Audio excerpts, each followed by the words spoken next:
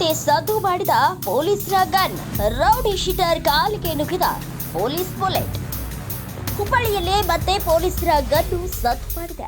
ಕಳೆದ ತಡರಾತ್ರಿ ಕಸಬಾ ಪೊಲೀಸ್ ಠಾಣೆ ವ್ಯಾಪ್ತಿಯಲ್ಲಿ ಗ್ಯಾಂಗ್ವಾರ್ ಪ್ರಕರಣಕ್ಕೆ ಸಂಬಂಧಿಸಿದಂತೆ ಆರೋಪಿ ಬಂಧನಕ್ಕೆ ತೆರಳಿದ ಪೊಲೀಸ್ ಸಿಬ್ಬಂದಿ ಮೇಲೆ ಹಲ್ಲೆಗೆ ಯತ್ನಿಸಿ ತಪ್ಪಿಸಿಕೊಳ್ಳಲು ಮುಂದಾಗಿದ್ದ ರೌಡಿ ಶೀಟರ್ ಆರೋಪಿಗೆ ಪೊಲೀಸರು ಕಾಲಿಗೆ ಗುಂಡೇಟು ನೀಡಿ ಬಂಧನ ಮಾಡಿರುವ ಘಟನೆ ನಡೆದಿದೆ.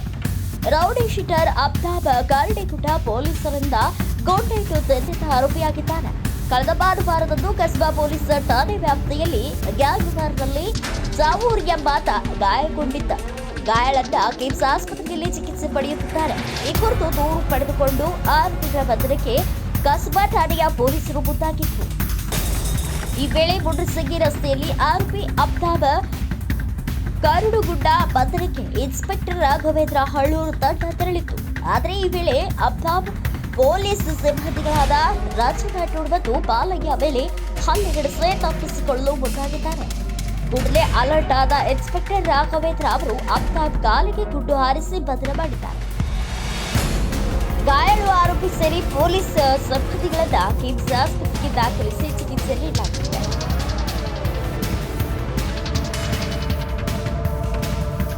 ಸದ್ಯ ಘಟನೆ ಮಾಹಿತಿ ಮೇರೆಗೆ ಕಿಮ್ಸ್ನ ಆಸ್ಪತ್ರೆಗೆ ಹುಬ್ಬಳ್ಳಿ ಧಾರವಾಡ ಕಮಿಷನರ್ ಎನ್ ಶಶಿಕುಮಾರ್ ಅವರು ಭೇಟಿ ನೀಡಿ ಗಾಯಾಳು ಸಿಬ್ಬಂದಿ ಆರೋಗ್ಯ ವಿಚಾರಿಸಿದರು. ಬಳಿಕ ಮಾಧ್ಯಮಕ್ಕೆ ಪ್ರತಿಕ್ರಿಯಿಸಿದ ಅವರು, ಕಸಬಾ ಪೊಲೀಸ್ ಠಾಣಾ ವ್ಯಾಪ್ತಿಯ ಸದರ್ ಸೋಫಾ ಬ್ಯಾಹಟ್ಟಿ ಪಾರ್ಕ್ ಬಳಿ ಭಾನುವಾರ 2 ಗುಂಪುಗಳ ಮಧ್ಯೆ ಗಲಾಟೆ ನಡೆದಿದೆ.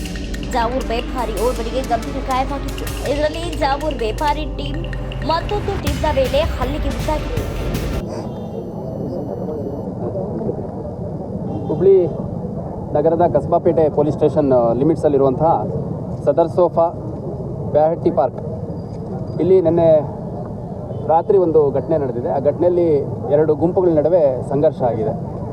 2 ಗುಂಪುಗಳ ನಡುವೆ ಆದಂಥ ಸಂಘರ್ಷದಲ್ಲಿ ಜಾವೂರ್ ವ್ಯಾಪಾರಿ ಅನ್ನುವಂಥ ವ್ಯಕ್ತಿ ಗಂಭೀರವಾಗಿ ಗಾಯ ಆಗಿರುವಂಥದ್ದು ನಮಗೆ ತಿಳಿದು ಬಂದಿದೆ. ಅದರ ಹಿನ್ನೆಲೆಯಲ್ಲಿ ಒಂದು ಕೊಲೆ ಪ್ರಯತ್ನದ ಮತ್ತು ರಾಯ್ಟಿಂಗ್ ಪ್ರಕರಣವನ್ನು ನಾವು ದಾಖಲು ಮಾಡ್ಕೊಂಡಿದ್ದೀವಿ.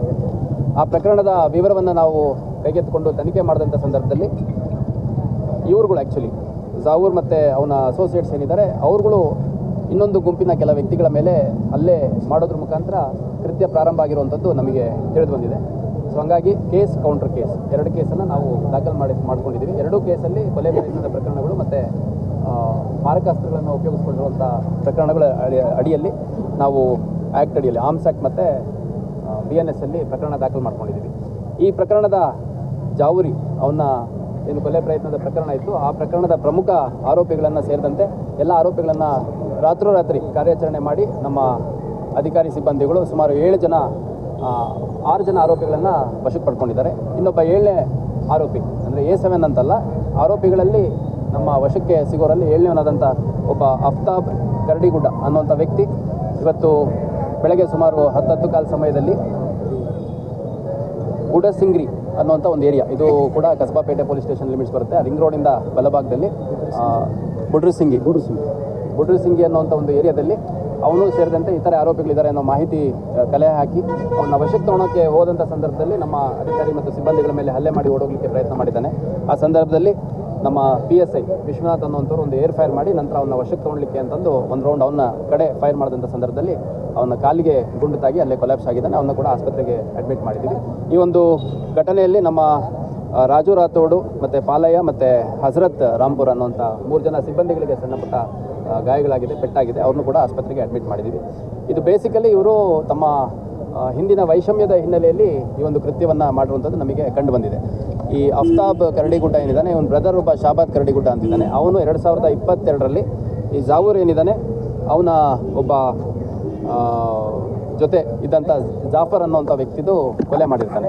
ಮತ್ತು ಈ ಜಾವೂರ್ ಏನಿದ್ದಾನೆ ಇವನು 2024 ಮಾರ್ಚ್ ಅಂದರೆ ಇದೇ ವರ್ಷ ಮಾರ್ಚ್ ತಿಂಗಳಲ್ಲಿ ಗಡಿಪಾರು ಮಾಡಿದ್ದಾರೆ. ಇವಾಗ ಯಾರು ಇಂಜೂರಾಗಿ ಆಸ್ಪತ್ರೆ ಇದ್ದಾನಲ್ಲ ಇವನಿಗೆ ಗಡಿಪಾರು ಮಾಡಿದ್ದಾರೆ. ರಾಯಚೂರು ನೇತಾಜಿ ನಗರ್ ಪೊಲೀಸ್ ಸ್ಟೇಷನ್ ಲಿಮಿಟ್ಸಲ್ಲಿ ಇರಬೇಕು ಅಂತ ಗಡಿಪಾರು ಕೂಡ ಬ್ರೇಕ್ ಮಾಡಿ ಅವನು ನಿನ್ನೆ ಇಲ್ಲಿ ಬಂದಿರೋದ್ರ ಹಿನ್ನೆಲೆಯಲ್ಲಿ ಈ ಒಂದು ಘಟನೆ ನಡೆದಿದೆ. ಸೊ 2 ಪ್ರಕರಣಗಳನ್ನು ದಾಖಲು ಮಾಡಿಕೊಂಡು 2 ಪ್ರಕರಣದಲ್ಲಿ ಆರೋಪಿಗಳನ್ನು ಇನ್ನೂ ಹೆಚ್ಚುವರಿಯಾಗಿ ಅರೆಸ್ಟ್ ಮಾಡುವಂಥ ಪ್ರಕ್ರಿಯೆ ಮಾಡ್ತಾ ಇದ್ದೀವಿ. Public city news Hubballi.